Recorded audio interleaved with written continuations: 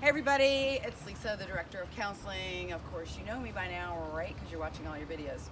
This is Lisa Castle, the Director of Patient Relations. I'm the other Lisa. So we actually have a laundry list that we need to go over today before I do the lesson.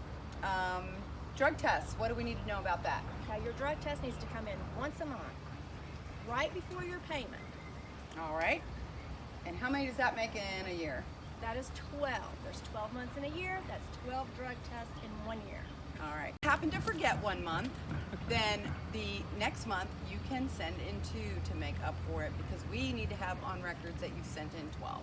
So it's not like we're going to come after you, but we need to just go ahead and send in an additional drug screen for that next month. Okay. All right. Tell us something about the payments and the meds being different. Okay, so you are required every 28 days to make a program payment. That program payment includes seeing the counselors, Dr. Rad, online videos, little videos like this, and small group videos. Online groups.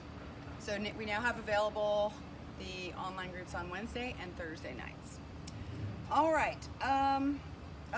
One of the things I was asked to talk about is what time you should call the pharmacy on the day that your meds are due. What would be the earliest that the pharmacy wants to hear from you? Patients, you can call the pharmacy at noon. Okay, at noon. Don't call at 8 o'clock, don't call at 9 o'clock. We've had people basically harassing the pharmacist, so then they can't fill your scripts. So you're kind of working against each other, right? Thank you guys. If you have any questions, you know our numbers, and thank you, Lisa, and happy fall, y'all. All right, so today we're going to talk about one of my favorite things to teach you guys or review with you guys. Is called relapse prevention plans. That would be this. I know all of you don't have access to one of these. I can email it to you, or actually just get out a piece of notebook paper and you can take care of it on that. All right, so what is a relapse prevention plan exactly? It's a plan that you make when you're feeling really good and strong about your recovery, like right now, and of all the things you're going to do when you start craving. All right, so that way whenever you start having a craving or you start having thoughts and you keep thinking about it, you're going to say, hey, let me pull out this plan that I made myself, and I committed to this plan, and I'm going to follow the things that I said I was going to do to keep me from relapsing. That's why they call it relapse prevention plan. Makes sense, right? So the first thing you're going to do is fill out the first section of coping skills. So what that means is list activities or things that you can attend or that you enjoy that you're going to do when you start craving.